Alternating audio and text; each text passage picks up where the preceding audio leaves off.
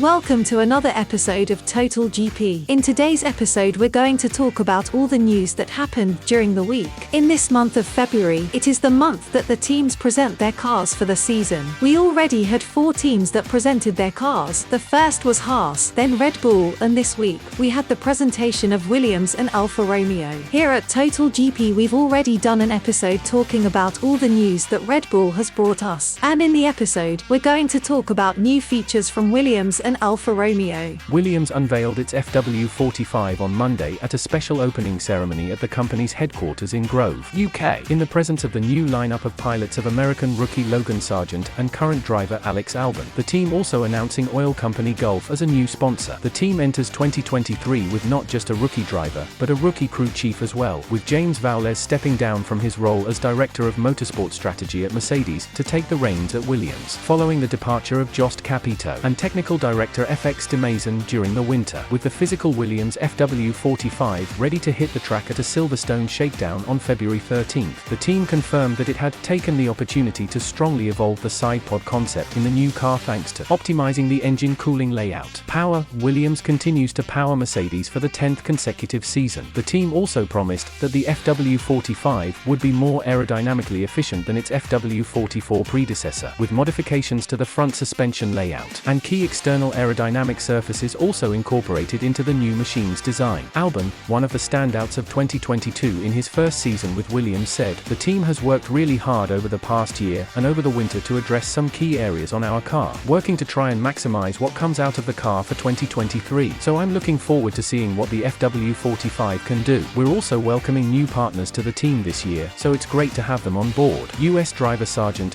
who took second place at Williams after an impressive rookie campaign in Formula 2 last year, added, "I'm really excited for the season to start after what seems like a long winter to me. I'm super motivated and we worked really hard. The car looks amazing and shows the huge effort the team has put in the off-season. So I'm looking forward to starting at Silverstone before heading to Bahrain." Williams Racing chairman Matthew Savage added, "As Williams Racing continues its transformation, we are proud to present this year's livery. We are thrilled with this year's car and I cannot thank the entire Grove team enough for their hard work to prepare for the season. I am delighted to welcome new and existing partners to our journey, with our new team principal James Vowles joining us later this month, as well as our exciting driver lineup of Alex and Logan. Williams Racing will go all out in 2023. In Williams' presentation, he also presented the new partnership with Gulf Oil, which had already had partnerships with McLaren, and which has a very famous painting with the colors baby blue and orange. Fans expected a similar livery on the Williams car for 2023, but Williams chose to keep last year's colors, but do not rule out the possibility of a different livery in a Grand Prix in the United States. A big change at Williams, and great expectations for the season that starts next month. In addition to Williams, Alfa Romeo also presented its new car. Described as aggressive on the skin and under the skin, the car was unveiled to the world at a joint presentation in Zurich and at the team's headquarters in Hinwil, Switzerland, by teammates Valtteri Bottas and Zhou Guanyu, who combined to secure the 6th place in the final constructors' standings of the year. At the same time, a series of CGI images and videos released on Alfa Romeo's social media channels showed the C43 coming together piece by piece, while augmented reality allowed fans to bring the launch experience into their own homes. New main sponsor Stake takes center stage in the livery, which will be the last to feature Alfa Romeo branding, as the company prepares to end its sponsorship deal before Audi joins forces with the Sauber-led operation. Meanwhile, a winter managerial change saw former team boss Frederick Vasseur depart for Ferrari and Andreas Seidel arrive from McLaren to take on the overarching role of CEO. Speaking about the launch of the C43, Alani Bravi commented, "Bringing a car to life is a long process involving all departments of a racing team, so it is a great pride to see it unveiled today. We chose to do it in front of our fans, close to home, because the launch of a new car is not just a moment to define the objectives for the season ahead, it's also a time to give back to the people who supported him, whether in the stands, in front of the TV, or in the factory, and express our gratitude for their passion and belief in our project." Designed by technical director Jan Monchors and his team, the C43 is an evolution of its predecessor, the C42, but regulatory changes for 2023 still mean various upgrades and complete new parts, while the car's development path promises a steep improvement curve. Monchors explained, "I am very proud of what we have achieved in recent months, because creating a new car is always a big team effort." Alfa Romeo new car is set to hit the track for a shakedown session in Barcelona this week, before heading to Bahrain for pre-season testing from 23 to 25 February, followed by the 2023 opener at the Saka venue a week later. Alfa Romeo presented with the changes they made to the new car. Although the car is described as an evolution over the C42, Monchos has overseen a major architectural change at the rear over the winter period, covering the suspension, gearbox, cooling layout, bodywork, and more. Monchos commented, "We identified areas where we thought there was still potential for us to unlock, potential that we could not unlock in the 2022 season. We mainly focused on the rear of the car, where we just wanted to be brave enough to take the next step in terms of pure development at the rear, which opened the door to many other solutions that we couldn't implement last year." Offering more details, he continued, "Indeed, we decided to change the rear axle, redoing the rear suspension, and therefore the gearbox housing, which opens the door to new layouts, mainly in the cooling, which before in place in the US, allowed to develop the bodywork. Last year, during the season, it wasn't possible, and the concept that we had followed last year, we thought had reached a kind of plateau, and to trigger the next level of performance, we had to make all these changes that were a big journey for us because it's a big,